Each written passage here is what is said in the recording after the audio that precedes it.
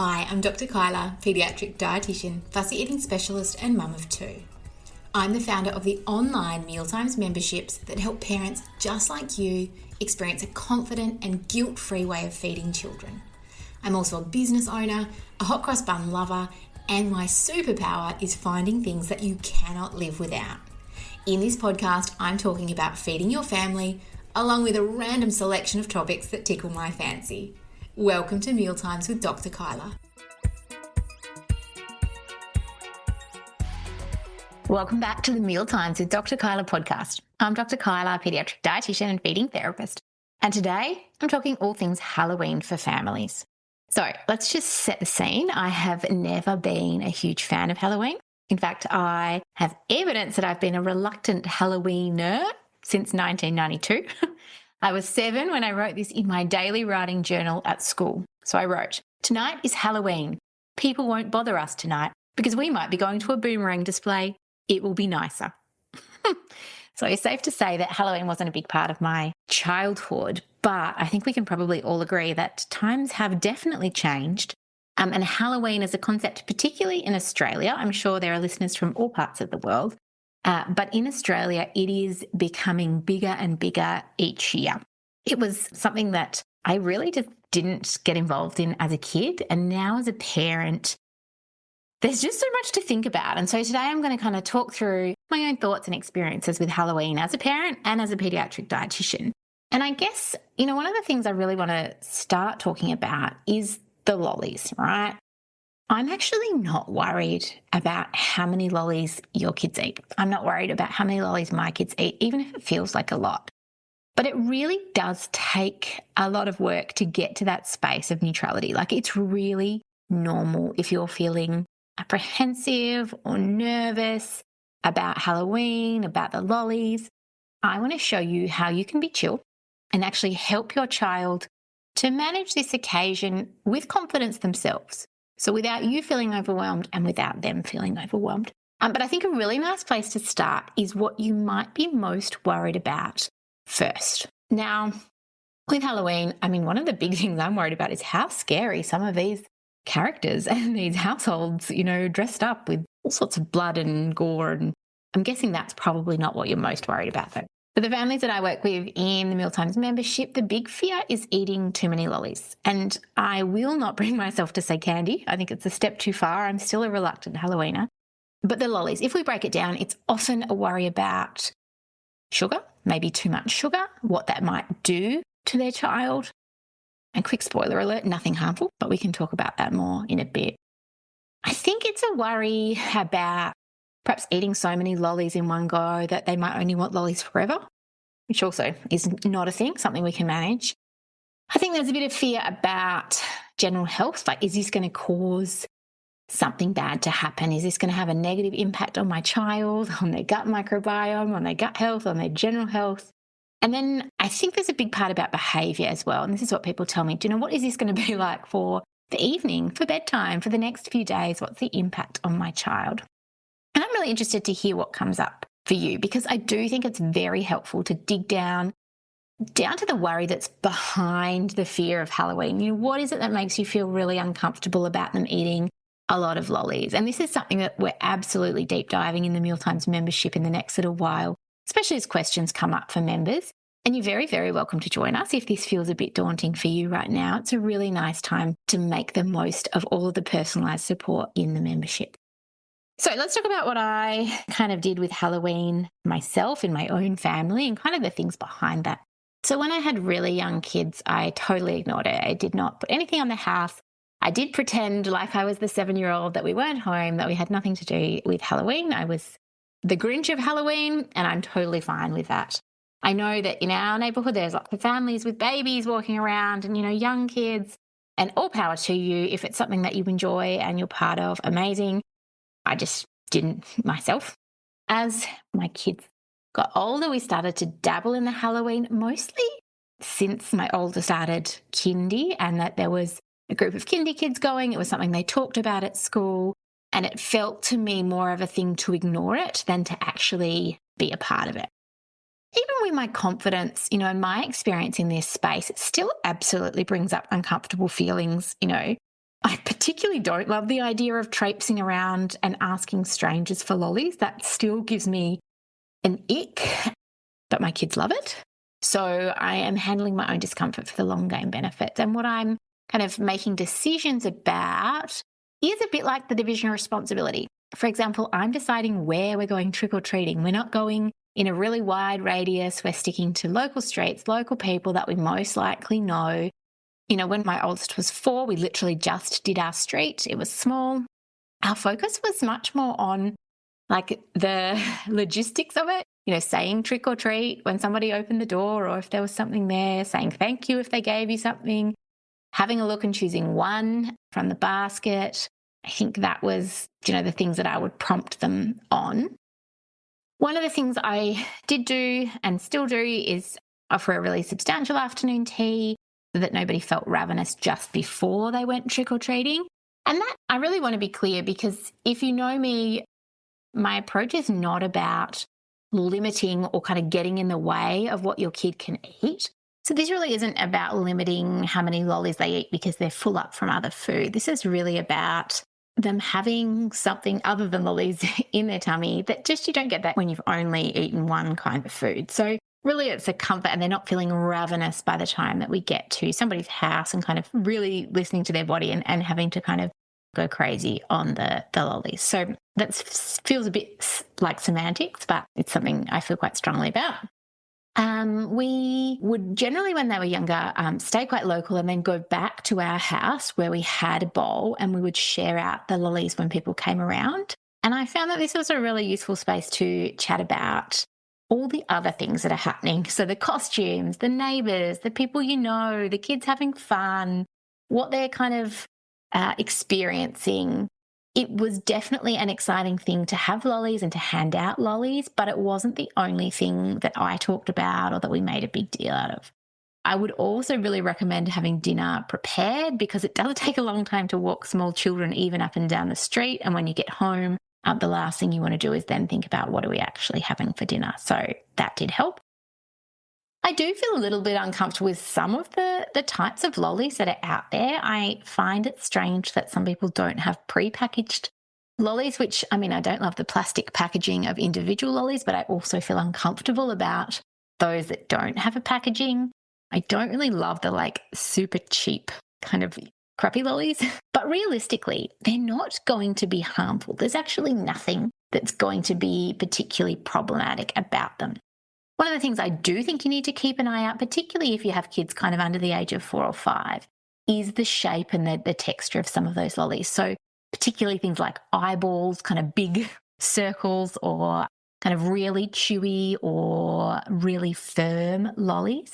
Particularly if your kids are eating them while they're moving around, that can be really tricky from a choking point of view, because they are distracted, they're a really tricky texture, they're just that size to get lodged in your child's throat. So they are ones that you might prompt them to choose another one from the pack, or perhaps you can hold them to when you're sitting at home safely, or perhaps you can kind of, you know, decide that in the day.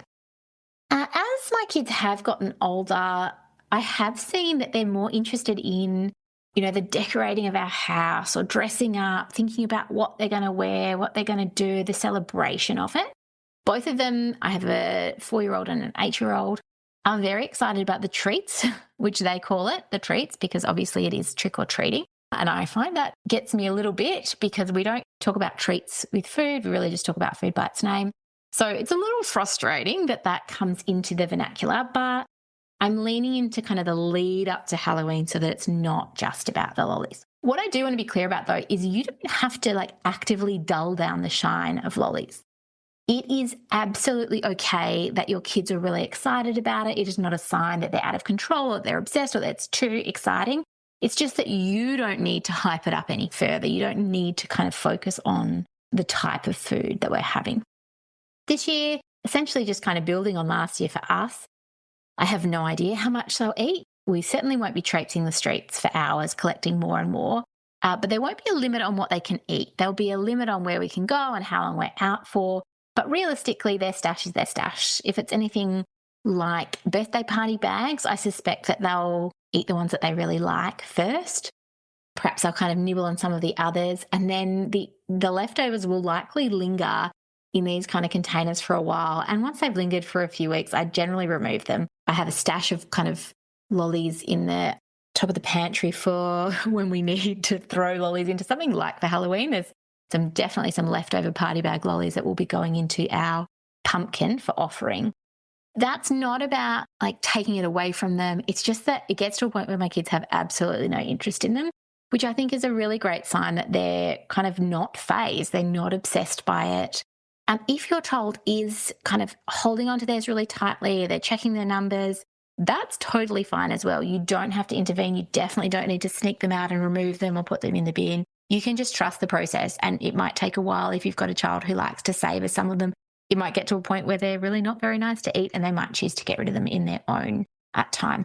And if that feels completely foreign to you, I really want to show you a different way, because if things feel stressful and you're kind of trying to sneak them out and your kid's getting really hyper-focused on them, there is a different way. And it is so much less stressful as both the parent and as the child to not have this kind of stress around food. There is a lot in this holiday that comes up, especially on social media, that I do not love. One of these things is the idea of a switch witch, where there's actually a whole book about it, very similar to Elf on the Shelf, where you kind of read the story and do the thing. You swap out your lollies for something, a toy or something very desirable to you. And I get the process behind it, why people might feel like that's a good option. It just feels so unnecessary to me. Like, I don't want my kids to think or to experience kind of collecting these lollies and then having to trade them in. It just, I think, shows them that they've got too many, or I don't trust them, or it's not good for them. Those kind of things, I just think, do not help your kids in the long term regulate, listen to their own body. And I'm not sure what it is behind the switch witch. Like, is it just a really big fear of sugar? Is it a really like a doubt in your child's ability to stop eating those foods? Is it that people are fearful that something really bad is going to happen? Because I really think this maybe reduces how many lollies they eat in the short term, but I just don't think it sets them up for life experiences when there are plenty of foods available, when there are plenty of lollies available. You can actually manage that without eating all of them at once. You can actually manage without feeling out of control or feeling the need to binge. And I think that is the lesson I really want for our kids, as opposed to, you get something better if you give me the lollies. One of the other things I hate, and this is something you'll notice now I've mentioned it, is just counting the number of times that somebody says, "Here comes the sugar high," or references their kids going wild on sugar. It's become such an urban legend, this idea of a sugar high. And it's essentially this belief that like kids' blood sugar is out of control. It really affects their behaviour. Interestingly, we have really comprehensive data that has debunked this as a myth since the 90s, right? So 30 years ago, we had the scientific evidence to say, actually, the sugar has no impact on a child's behaviour. It is very much the environment that they're in that creates the change in behaviour. So, for example, if you're at a birthday party, it's most likely the kids and the other birthday party that is impacting your child's behaviour rather than the things that they've chosen to eat. Our bodies are very, very good at managing these kind of fluctuations in blood sugar to the point that it doesn't start to impact behaviour. And I can understand that that's really tricky to trust, because if you see your kids on Halloween and they're going crazy, it's probably because you're out and about, doing all this fun stuff and it feels really exciting and different. The evidence actually showed that parents rated their children's behaviour as more crazy and out there if they were told that they'd had sugar compared to when they were told that they hadn't had sugar. So it was actually more to do with parent perception of what was going on, thinking they've had sugar and this is why they're behaving like this, rather than actually whether they'd had sugar or not. It's really consistent evidence, and I'll link it in the show notes. So what I want you to know is sugar high, going wild on sugar is not a thing, right? It is not a thing. It is probably building on sugar fear, which is, crazy aggressive at the moment. And I want to be clear, I don't think we need to give our kids lollies all day, every day. But as a yearly event with Halloween, I honestly have zero concerns about the impact on their health. I think it's actually probably a great opportunity to practice listening to your body, to trusting it, rather than something we need to be fearful about from a sugar point of view. That's a huge conversation, perhaps, for another day. One of the things I really want to caution you against is counting how many lollies your kids eat, or offering subtle prompts for them to stop. And this was something I personally found really challenging. The first time we actually had Easter when my daughter was 3, and the first time she kind of had this free reign on food, or free reign on the Easter eggs.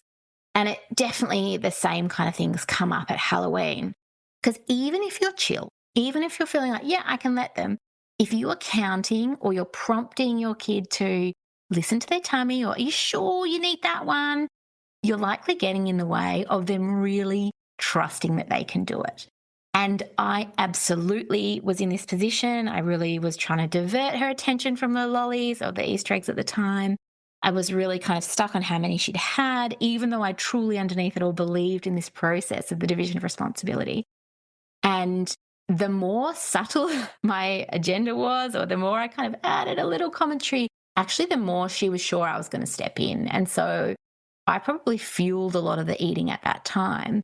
And when I truly stepped back and was like, right, I do really trust you, I'm not going to get in the way of this, was when she could actually regulate. And I've seen that consistently, for at least the last 5 years in my own family, but at least for the last 15 years in all the kids that I work with.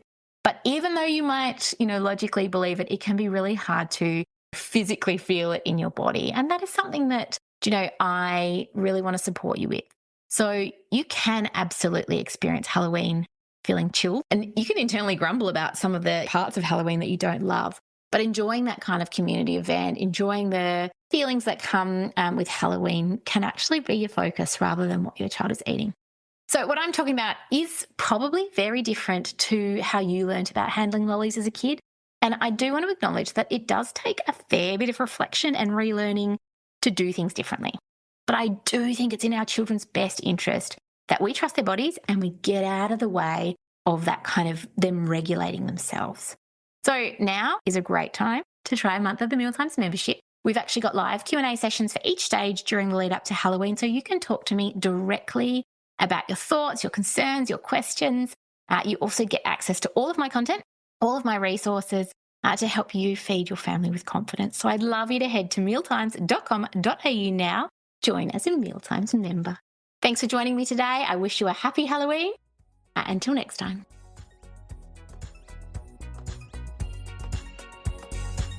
A huge thanks for tuning in and listening to my podcast. This is all brand new for me, so I'd love to hear your feedback. Give me a review or send me a DM. I'd love to hear your thoughts. And above all, I'd really love you to hit that subscribe button to keep listening. Thanks.